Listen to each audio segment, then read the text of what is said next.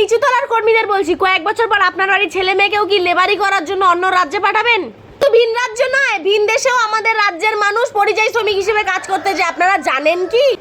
নমস্কার, আমি টুম্পা। আচ্ছা, বাংলার সাধারণ মানুষ কি জানে শুধুমাত্র ভিন রাজ্য নয়, ভিন দেশেও আমাদের বাংলার মানুষ পরিযায়ী শ্রমিক হিসেবে কাজ করতে যায়? কারণ আমি জানি যে তৃণমূলের একেবারে নিচুতলার কর্মী থেকে শুরু করে উচ্চ পদাধিকারী নেত্রী মমতা বন্দ্যোপাধ্যায় পর্যন্ত জানে যে লক্ষ লক্ষ মানুষ বাংলার বাইরে পরিযায়ী শ্রমিক হিসেবে কাজ করতে যায় নিজেদের পেটের দায়ে। তাই আমি তাদেরকে প্রশ্নটা করছি না, প্রশ্নটা করছি বাংলার সাধারণ মানুষকে। যদি আপনারা না জেনে থাকেন তাহলে এই ভিডিওটা আপনাদের জন্য একবার দেখে নিন, তাহলে সবকিছু একদম পরিষ্কার হয়ে যাবে। পশ্চিমবঙ্গে কি আপনারা কোনো কাজ পান না যার জন্য আপনাদের নেপালে আসতে হয়? কাজ আছে, কোনো কাজের দাম নাই। কিন্তু ওখানে যে কাজ করবো 200-300 টাকা দিনের মজদুরি পাওয়া যাবে না, ওগুলা থেকে ফ্যামিলি চলবে না, সংসার চলে না।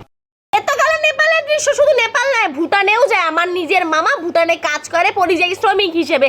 এখন আমার প্রশ্ন তৃণমূলের সেই নিচুতলার কর্মীদের কাছে, আপনারা তো আপনাদের গুটি কয়েক স্বার্থ সিদ্ধির জন্যই তৃণমূল করেন। কেউ স্বার্থ ছাড়া তৃণমূল করে না, কারো ভালোবাসা, ইমোশন, আবেগের জায়গা আর যাই হোক, তৃণমূল কখনো হতে পারে না। তাই আপনাদেরকে আমি প্রশ্ন করছি, আপনাদের তো দিন চলে যাচ্ছে, কিন্তু আপনার বাড়ির ছেলে মেয়েকেও কি কয়েক বছর পর লেবারি করতে অন্য রাজ্য বা অন্য দেশে পাঠাবেন?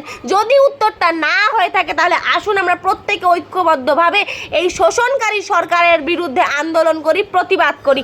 সব জানে, আমাদের মাননীয় সব জানে যে লক্ষখানেক মানুষ দেশের বাইরে রয়েছে, লক্ষখানেক মানুষ রাজ্যের বাইরে রয়েছে পরিযায়ী শ্রমিক হিসেবে, কারণ তাদের রুজি রুটির ব্যবস্থা মাননীয় করতে পারেনি, কিন্তু তারপরেও জোর গলায় বলবে মা মাটি মানুষ জিন্দাবাদ। তো আমরা প্রতিবাদ করব, আমরা আন্দোলন করব, আমরা আমাদের নিজেদের ব্যক্তিগত স্বার্থর কথা মাথায় রেখে আমরা নতুন সরকার গড়ব।